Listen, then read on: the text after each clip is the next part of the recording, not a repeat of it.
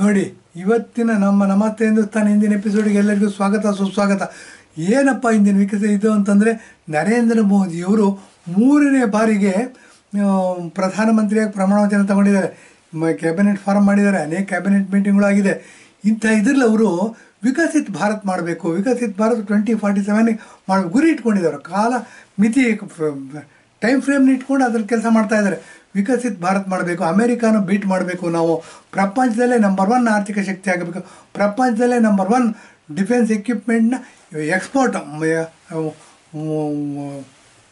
ರಫ್ತು ಮಾಡೋದಕ್ಕೆ ಅನುಕೂಲ ಮಾಡಿಕೊಡ್ಬೇಕು. ಅದು ಸಹ ನಮ್ಮ GDPನ ಜಾಸ್ತಿ ಮಾಡೋದಕ್ಕೆ ಅನುಕೂಲ ಆಗಬೇಕು ಅಂತ ಅಂದ್ಬಿಟ್ಟು ಅನೇಕ ಕಾರ್ಯಕ್ರಮಗಳು ಹಾಕ್ಕೊಂಡಿದ್ದಾರೆ.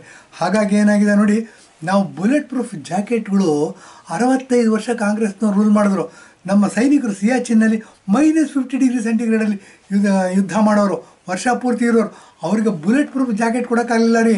ಏನೇನೋ ಬಂಬಡಿ ಹೊಡ್ಕೋತಾರೆ ಇವರು. ಹಂಗೆ ಮಾಡಿಬಿಟ್ವಿ, ಹಿಂಗೆ ಮಾಡಿಬಿಟ್ವಿ, ನರೇಗಾ ತಂದುಬಿಟ್ವಿ, ಬದನೆಕಾಯಿ ತಂದುಬಿಟ್ವಿ ಅಂತ.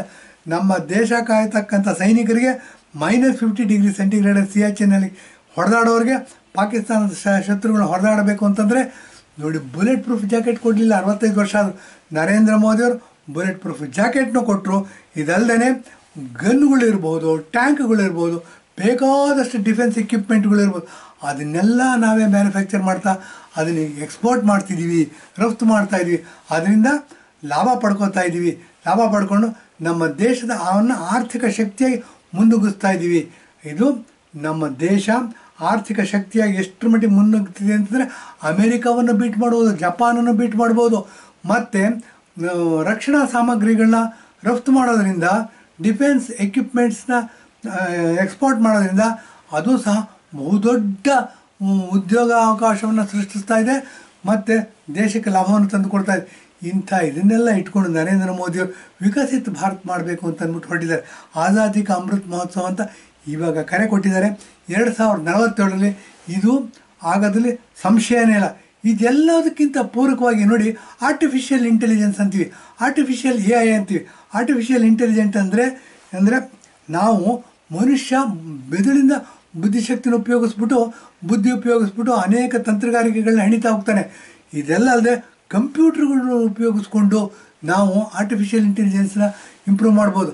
ಆರ್ಟಿಫಿಷಿಯಲ್ ಇಂಟೆಲಿಜೆನ್ಸ್ನ ಉಪಯೋಗ ಮಾಡ್ಕೊಳ್ಳೋದಕ್ಕೆ ಕಂಪ್ಯೂಟರ್ ಬೇಕು ಸ್ಮಾರ್ಟ್ಫೋನ್ಗಳು ಬೇಕು ಅನ್ನೋದಾದರೆ, ಡಿಜಿಟಲ್ ಎಕ್ವಿಪ್ಮೆಂಟ್ಗಳು ಬೇಕು ಅನ್ನೋದಾದರೆ, ಬಹುಮುಖ್ಯವಾದ ಅಂಗ ಏನು ಅಂತಂದರೆ, ಪ್ರಾಡಕ್ಟ್ ಏನು ಅಂತಂದರೆ, ಅಂಗಾಂಶ ಏನು ಅಂತಂದರೆ ಸೆಮಿಕಂಡಕ್ಟರ್ ಮಾಡತಕ್ಕಂಥ ಇವುಗಳನ್ನ ಇಂಡಿಯಾ ದೇಶದಲ್ಲಿ ಅನೇಕ ಇವುಗಳು ಬರ್ತಾಯಿದೆ. ಇದರಲ್ಲಿ ಕರ್ನಾಟಕದಲ್ಲೂ ಸಹ ಇದು ಬರ್ತಾಯಿದೆ.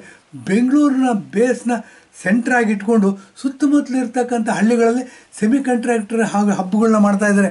ಸಾವಿರಾರು ಕೋಟಿ ಇನ್ವೆಸ್ಟ್ ಆಗ್ತಾಯಿದೆ.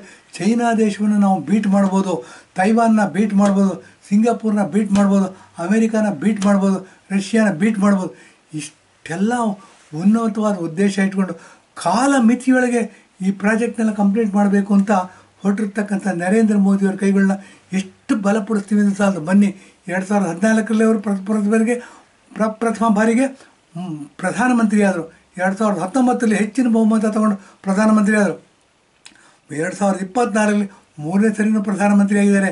ಈಗೇನಾಗಿದೆ, NDAನ ಜೊತೆಗೆ ತಗೊಂಡು ಹೋಗ್ತಕ್ಕಂಥ ಬಹುದೊಡ್ಡ ಜವಾಬ್ದಾರಿ ಇದೆ. ಇದಲ್ಲದೆ ಬನ್ನಿ, 2029ರಲ್ಲೂ ಅವರೇ ಪ್ರಧಾನಮಂತ್ರಿ ಆಗಲಿ, 2034ರಲ್ಲೂ ಅವರೇ ಪ್ರಧಾನಮಂತ್ರಿ ಆಗಲಿ, 2039ರಲ್ಲಿ ಯೋಗಿ ಆದಿತ್ಯನಾಥ್ ಅವರು ಪ್ರಧಾನಮಂತ್ರಿ ಆಗಲಿ ಅಂತ ಹೇಳ್ಬಿಟ್ಟು ಇಂದಿನ ಎಪಿಸೋಡ್ ಮುಗಿಸ್ತಾ ಇದ್ದೀವಿ. ಧನ್ಯವಾದ, ನಮಸ್ಕಾರ.